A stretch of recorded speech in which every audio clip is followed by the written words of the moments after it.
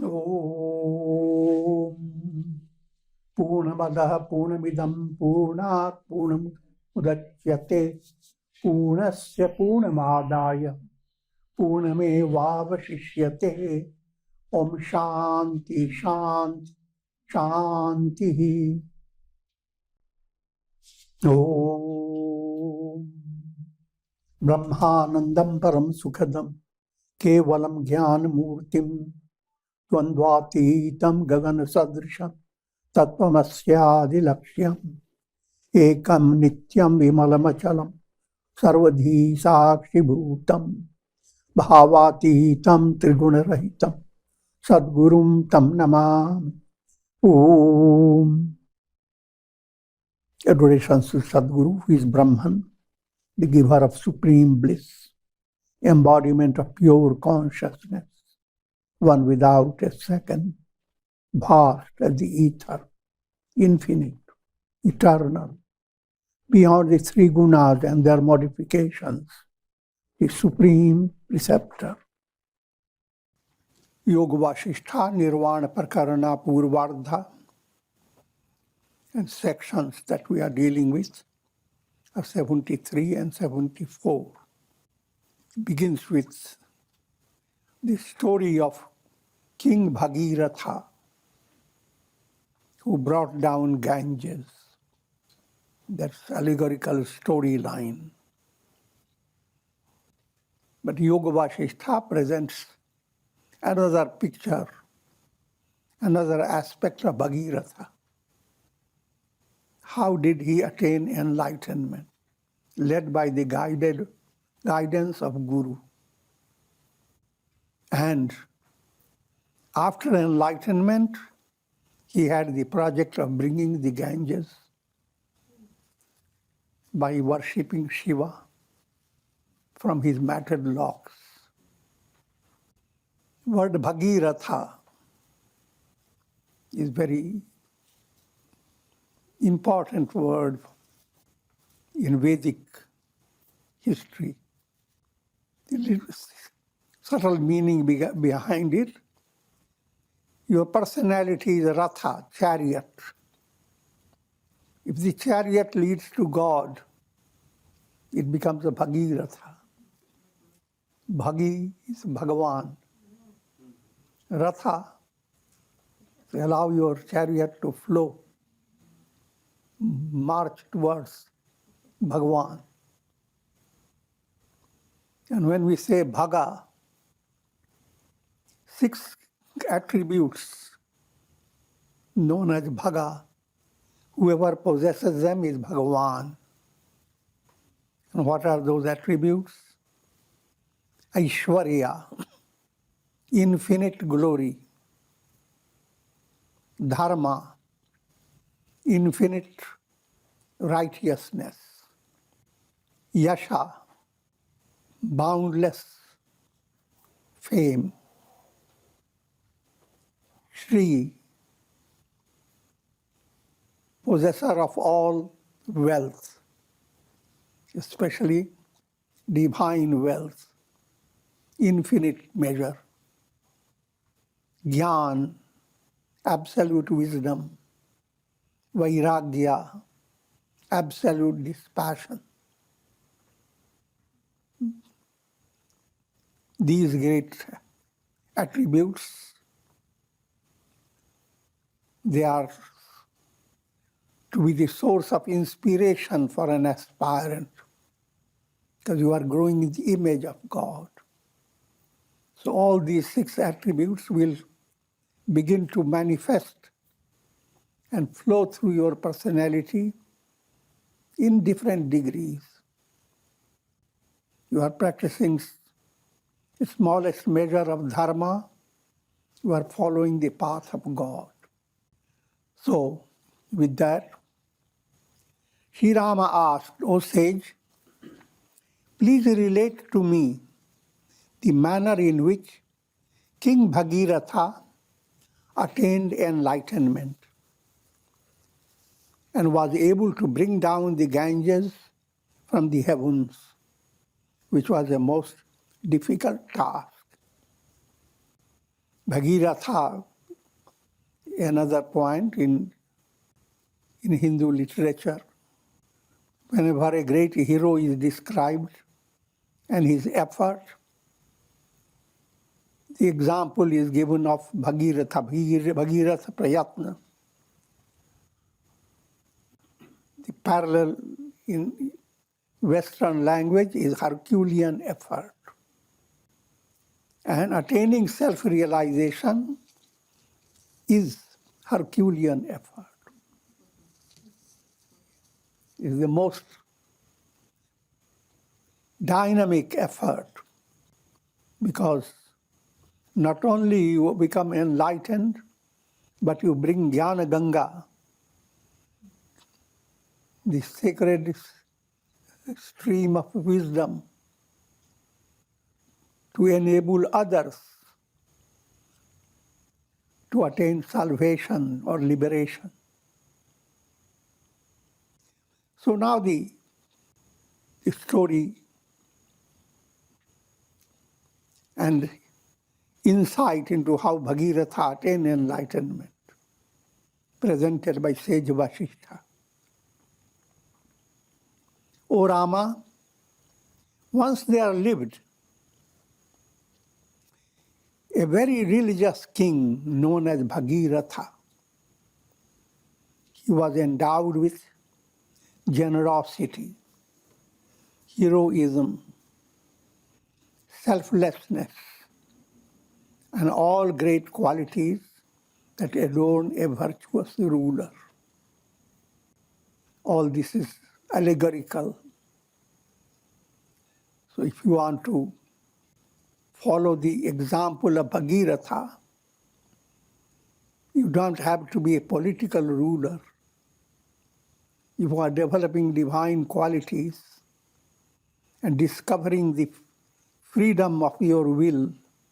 If your will becomes attuned to God's will, you discover amazing freedom.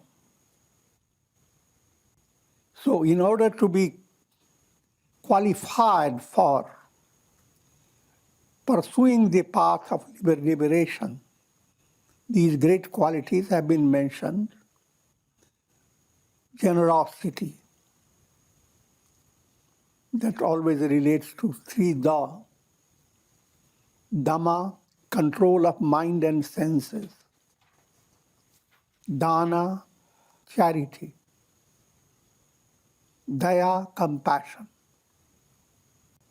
If these qualities are developing, your higher self is dominating your personality. So in order to raise your personality to that stage of being dominated by the higher self, these qualities must be cultivated. The virtues, heroism, strength of faith, selflessness, all great qualities that adorn a virtuous ruler. If you have developed this, you are developing these qualities, you are becoming more and more swatantra, independent, discovering amazing power within yourself, led by God. While he was still young, he reflected upon the transitory nature of the world process. Taking recourse to seclusion, he reflected thus how qualification is developed for attaining enlightenment, adhikaritva. Firstly, one is led by countless good karmas of the past lives to become inclined to following the path leading to liberation. And when that inclination begins to develop, Vairagya begins to dawn in your mind as a result of your reflective nature. You begin to reflect upon what is substantial and what is in vain. Day and night alternate again and again. Repeatedly, I must perform acts of charity and generosity. Again and again, I must discharge my daily duties. Is there anything satisfying that I can acquire from the world? All that exists in this world is bound to perish. He is already performer of good deeds, but you cannot live in the world forever performing good deed day after day. And of course, life presents repeats of your experiences of pleasure and pain, the repeat of enjoyments, the same enjoyments that you have been fed up with. Again, you will come back to them. The two stages, Sat Karma and Nishkamya Karma. First, your karmas, actions, become more and more virtuous. In the early stage, when you do virtuous karmas, you are expecting to have heavenly enjoyment here and hereafter. But heavenly enjoyment is not the goal. After Swarga Sukha enjoyed, the soul must follow the law of karma and gets involved with the cycle of birth and death. So good karma leads you to heaven. But bhoga-based vision doesn't allow you to attain liberation. You come back again and again. So that's the stage of sat karma, good karma. But sat karma opens the door to nishkamya karma, implying that you are not looking forward to happiness in the terms of sense enjoyment. You're not looking forward to being drawn to a drunken house of pleasure. The pleasure is the drink. But you want to be drawn to spiritual delight that leads you to moksha, liberation. Alas, people in the world continue to perform the same acts for gratifying their senses again and again in a shameless manner. Like children, they continue to repeat the same actions day by day. Life flows on. Same experiences, similar experiences continue day by day. But you end up with dull-witted intellect or dull-wit mind. You don't find any real insight, real purpose to be accomplished. Thus, reflecting within himself, Bhagiratha developed his passion deep within his heart and sought the instructions of his royal guru, Tirthala, His guru's name is Tritala. Tala relates to levels, planes, lokas. And Tritala, Tala actually means underlying the lokas. Three is the three lokas. Bhur, bhuva, swa. Tala, what underlies, what goes beyond the three lokas. Remember the sannyasa diksha. Three lokas are renounced. Bhu sanyastamaya, bhuva sanyastamaya, swa sanyastamaya. Every spiritual aspirant, whether he has been initiated into sannyasa or not, the goal is the same. Bhu is the practical reality. Bhuva, sentimental reality. Bhur bhuva swa, the reality that you experience based on your understanding. All the three levels, they go to constitute the world process. The absolute reality is beyond. You are not in the level of senses, nor in the level of sentiments, nor in the level of your intellectual insight. All these three are transcended. Reality is like the sun, and three lokas are illuminations of the sun in three stages. Illuminations in the clouds, illuminations that create rainbows, illuminations that create reflected suns. This is all allegorical, it's not mathematical. But behind all these illuminations, what is real? The sun. So Tritala relates to that type of wisdom.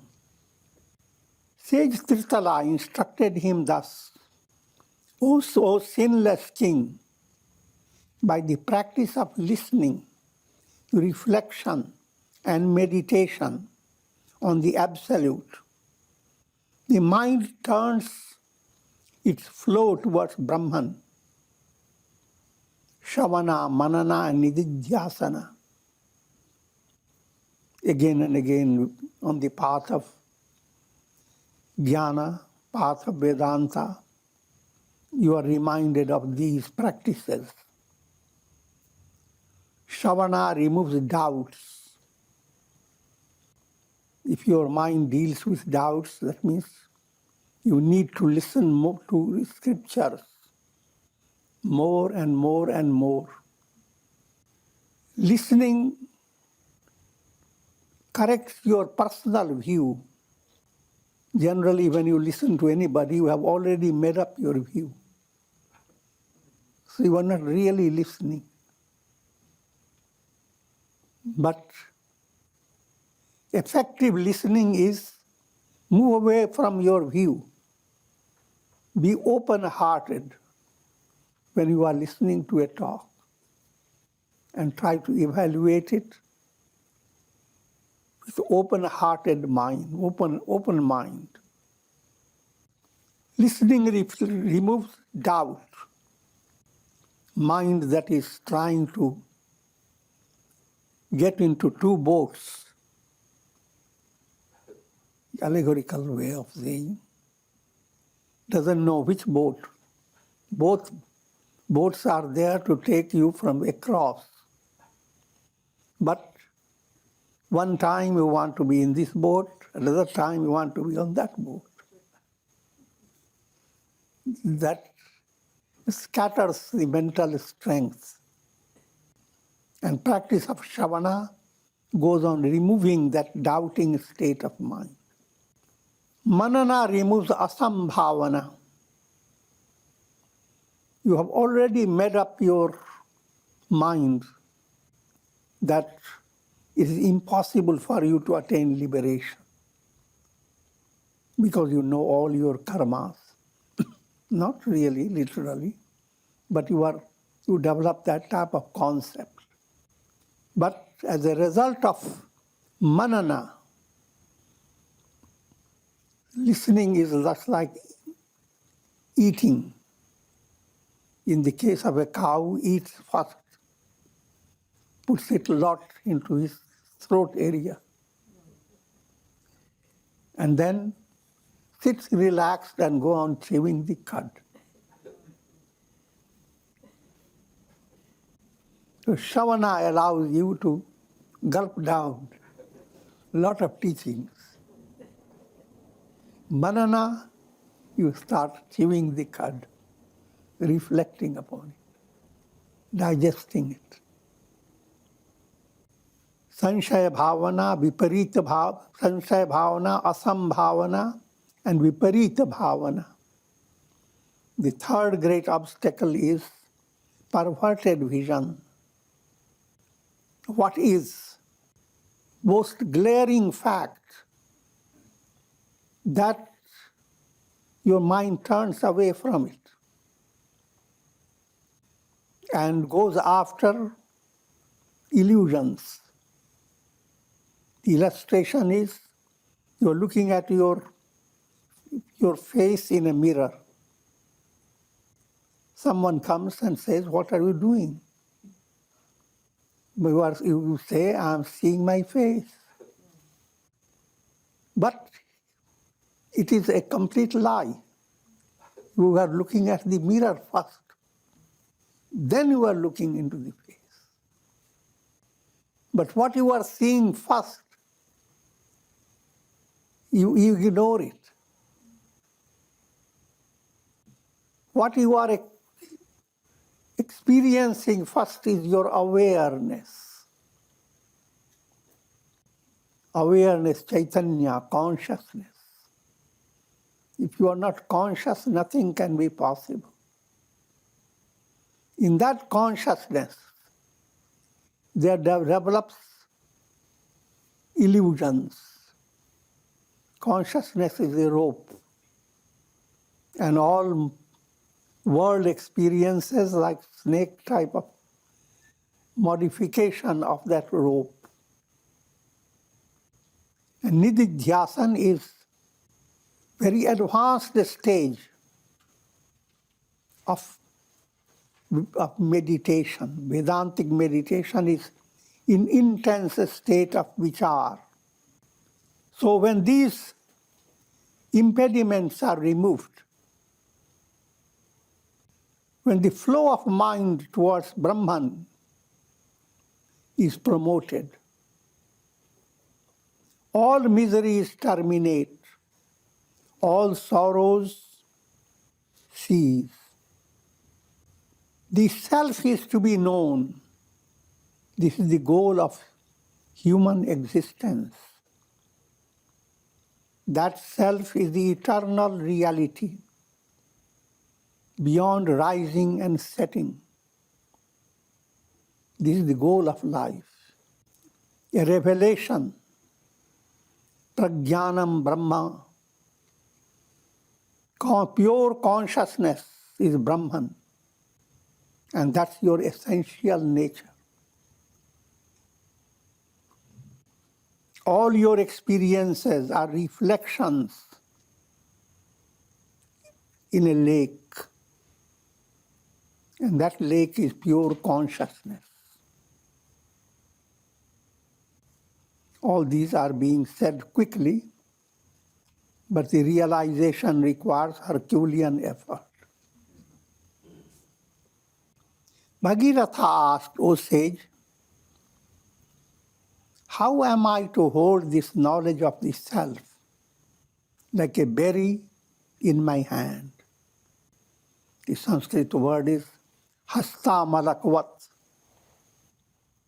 When a knowledge you have gained, but you are not secure of that knowledge, then it is you are holding a big coconut in your palm of hand. All you are experiencing is a big weight.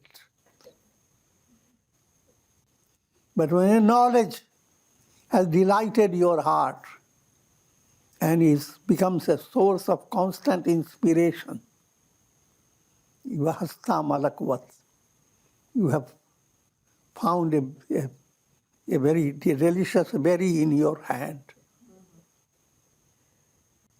So it's perfectly secure.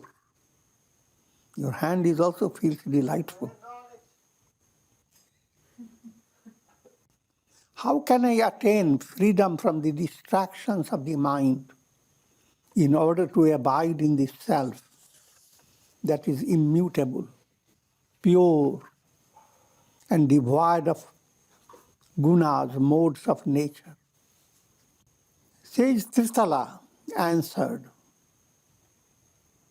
in order to direct your mind to the supremely knowable Atman, you must cultivate these divine qualities. And what are those? Renunciation of attachments, asakti tyag, sanga tyag, freedom from the sense of possession towards one's relations and property. That means renouncing ahamata and mamata, me and mine. These are illusions. What you think of your identity, that identity is not your real you. In your previous birth, you had a different identity. From birth to birth, your identities change. So, in your daily life, you are living with illusory identity. Shedding this illusion, that becomes qualification for attaining enlightenment. So, shedding me and mine and maintaining balance of mind in all conditions. That means practice of shama, serenity. All these are ideals to be promoted with patience. These qualities are expressions of a Godward movement of life and must therefore be cultivated. Meditate upon the spiritual truth that the self alone is the reality behind the world. There is nothing else.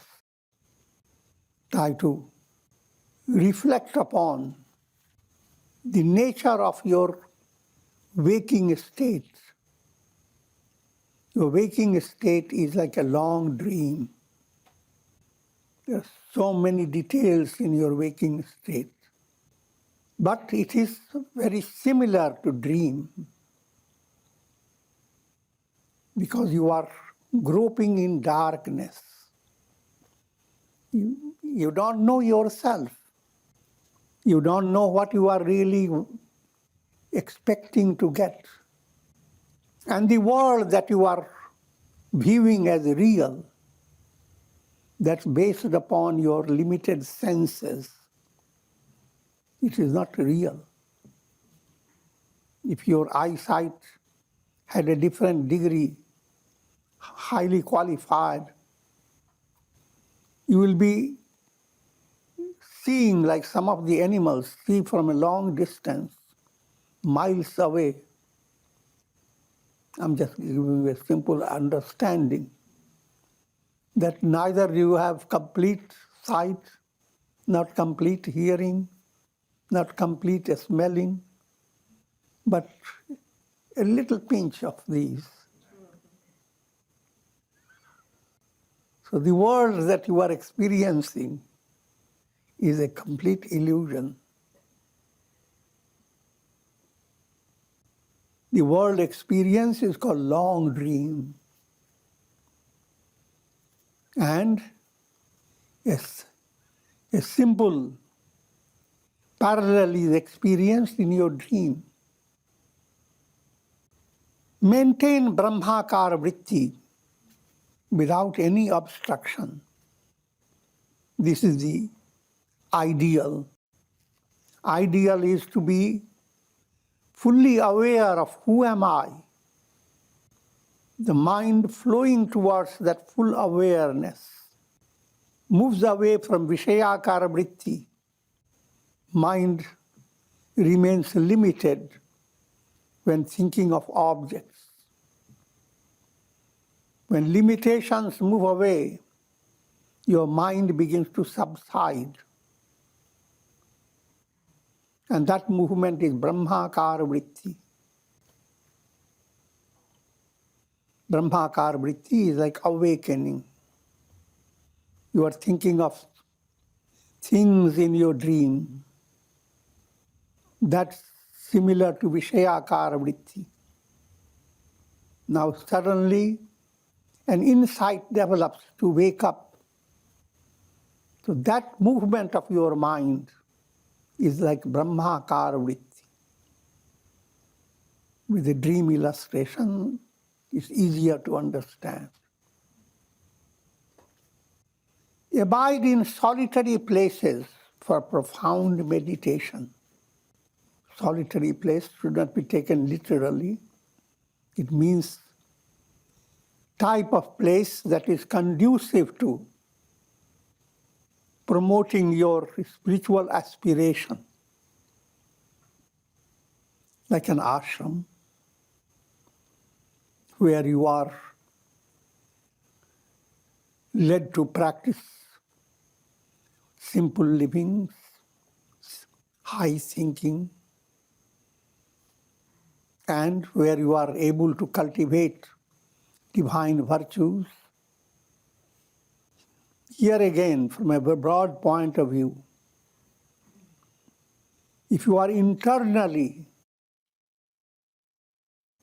in tune with God's will, if you are internally advancing on the path of bhakti, devotion, and continuing to view yourself an instrument in divine hand, then even if you live in a crowd, you are living in seclusion, unaffected by the crowd. In the midst of big festivity and all noises, who is most unaffected? The spoon. And at the same time, very busy. Striking against your teeth, the spoon makes its sound. And lots of sound goes out. But the spoon is in seclusion. So try to understand the role of seclusion. Do not rejoice in the company of evildoers, but be devoted to the study of scriptures and take recourse to satsanga, or good association. Satsanga is the mantra. In all conditions, how to switch your mind to that which is inspirational. All these are expressions of growing wisdom in your heart. O King, with the removal of egoism, one attains that knowledge of the self which destroys the afflictions of raga dvesha. By mentioning raga dvesha, you are being directed towards 5 kleshas: ignorance, egoism, attachment, hatred, fear of death. These klishta karmas, they are the basis of keeping the soul confined to the world of misery for for a long, long time until kleshas are removed by wisdom. So by removing any one of the kleshas, focus your mind on removing raga, attachment. The quality that allows you to do that is vairagya. But in order to perfect vairagya, you should be free of fear of death. You should be free of egoism. And you should be free of your ignorance. By removing kleshas, one cures the disease of the world process. Of all the means to liberation, the highest method lies in abandoning the ego sense. What will melt down your ego? That's what you have to understand. First, you have to be spiritually sensitive. When you are worse in your personality, when your ego sense has become inflated. So try to see and compare the different states of your ego. When ego is inflated, what happens to your personality? When you are dealing with people and you develop annoyance, rage, irritation, and ego is scratching all over. How does it taste? But while doing good actions, being praised by people, and you feel humbled, ego is melting. Now what type of experience do you have in your heart level? You are doing immense good to your heart. And compared to that experience, inflated ego becomes a big disease, a kind of cancer. So what should you go on doing it? To let the ego sense turn like a transparent rod. Ego is needed like a rod supporting your soul's movement. But if the rod is opaque, you don't see anything beyond your ego. When it is transparent, you see constantly beyond your ego. King Bhagiratha asked, O sage, how am I to root out the mighty tree of egoism which has developed its strong roots deep within my heart? Sage Tirthala replied, first take recourse to self-effort in the practice of wisdom, that's Jnana Yoga, and thus renounce the petty desires of the mind for the perishable objects of the world. Petty desires for perishable objects. First, develop vairagya towards them. Be free of luxuries, vain desires for eat, drink, and be merry. And that you must deal with in a progressive manner. Then abandon subtle desires of the unconscious. That implies vasana suddhi. Desires that you are aware of. First you deal with them. Next, subtle desires that are suppressed in your subconscious. Those desires will undergo automatic change. And behold the grandeur of the self. in the placid lake of the mind by beholding the self. The mist of ego disappears like darkness before the rising sun. What it points out to mala, vikshepa, and avarana. Three obstacles are to be removed by pursuing the path of your sadhana. Mala, gross impurities, backed up by worldly desires, conscious desires. Vikshepa, the subconscious desires are purified by your sadhana. Avarana, when Brahmakara vritti has developed, this sense of spiritual awakening, then the veil of illusion is destroyed. As a result, you attain self-realization. You are ready to bring Jnana Ganga for the whole world. With this, I'm going to conclude. Om.